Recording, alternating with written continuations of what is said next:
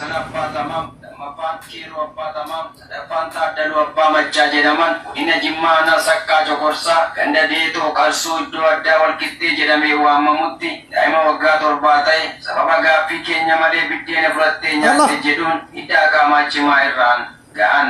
Matamtoonni kun ta'e jedhaniitti yaaduun harkaa fi miila hidhuun cidii fi ciraaroo argamu harka lamaan itti qabsiisanii waysaa mirgaa 3 gubuun irraa akka jitu waan taasisaniif dhabamuu isaanii itti gaafatamaan diviizhinii qorannaa yakkaa fi murtee haqaa kennisiisaa waajjira poolisii aanaa Saqqaa Coqorsaa Sajiin Olaanaa Boggaalee Taaddasee himaniiru. Haalli yakkicha qabaate Hasan Abbatamaan bakka miidiyaatti midhaan manaa fudhatee nyaate kan jedhu miidhama kana harka dubbifattee kiiroo Abbatamaan immoo cidii iddoo fannifamee buusee Taaddaluu abbaa machaa immoo akkaan ibidda qabsiistee mucaa kan harka gubanii erga gubanii booda immoo dhoksanii teessisanii odeeffannoo namarraa argameen kan konkolaataa darbanii hanga ammaa darbee lama rootiin du'anii mucaan fayyuudhaaf yeroo dheeraa waan fudhatuuf sadarkaa irra jiru.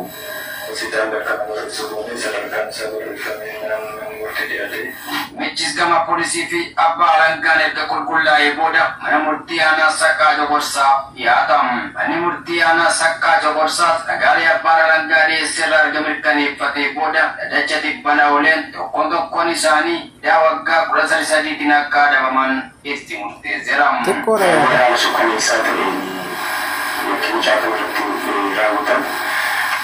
Kan provinsi itu punya tanah negara katanya itu mengenai murti tidak punya desa, murti cuma simate yang murah sakit, murti bersih sedikit seorang mata tajam, murti tiga meja.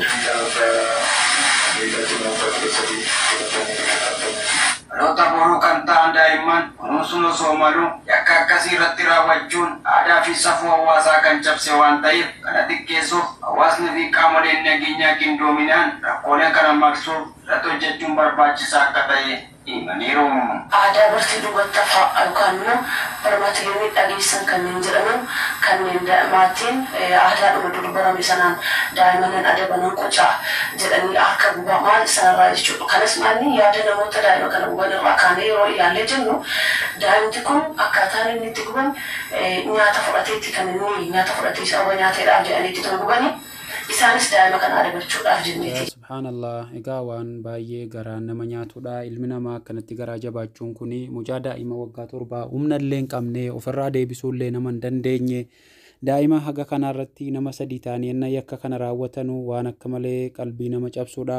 Gara jabina ilmi namaa kun nama dhibaa. Egaa ilmi namaa wanti haywaan irraa adda ta'e yaaduudhaani garuu daa'ima xiqqishoo kanarratti immoo buddeena maa fudhattee nyaatta jechuudhaan mucaa kanarratti yakka raawwatanii jechuudha. Godina Jimmaa aanaa Saqqaa Coqorsaatti bakki taateen kun itti ta'e. Egaa bitootessa 5/2014 akka koomishiniin aanaa Saqqaa Coqorsaa baasetti hidhamtootni mee barreeffama koomishinii achiirraa baafame isiniif kan dubbisa. Hidhamtoonni tokkoffaan Hasan Abbaatamaam, lammaffaan Keeruu Abbaatamaam obboleewwan jechuudha warri mucaa kana gubanii. Sadaffaan immoo Taaddaluu Abbaa Maccaa kan jedhamtu godina Jimmaa aanaa Saqqaa Coqorsaa ganda Deetoo Qarsuu naannoo Walqixxee jedhamee beekamtutti gaafa guyyaa 15/2014 halkan keessaa tilmaama sa'aatii 2 yommuu ta'u miidhamaa dhuunfaa daa'ima umuriin waggaa 7 Aydar Wadaajoo kan jedhamu hidhamtootni tokkoffaanii fi lammaffaan miidhamaa dhuunfaa harka miila isaa lamaan qobboodhaan walitti hidhanii jechuudha. Inni ganaa mucaallee hidhaniitii kan isaan azabaa turan. Laa hawla walaa quwwata illaa billah.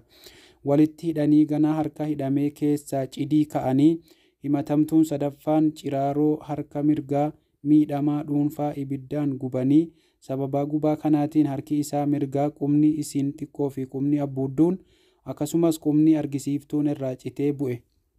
Walumaa gala quba 3 dhabee jechuudha. Mucaan amma qubni 3 irraa bu'e jechuudha sababa abiddaan gubanii fi mucaan harkasaa quba 3 dhabee jira jechuudha. Quba abbuudduu, quba shaadaa, quba guddaa kaanii jechuudha. Egaa wallahi rabbiin illee fayyisu. Haala kanaan kan jarri mucaa irratti rakkoo kana geessisanii Egaa maqaan mucaadhaa Aayidar Wadaajoo jedhama. Mucaa umrii waggaa 7ti. Jarri kun immoo hidhaan kan itti murtaa'e hidhaa waggaa 13 kun gaayyuu miti. Daa'ima haga kanarratti ennaa yakka kana raawwatanu an akka kootti gaadhan jedhu. Daa'ima wanta akka hin beekne irraa ofirraallee deebisuu hin dandeenye irratti gara jabina akkanaa yeroo hojjetanu maali garuu namni akkas garaa jabaachuuni.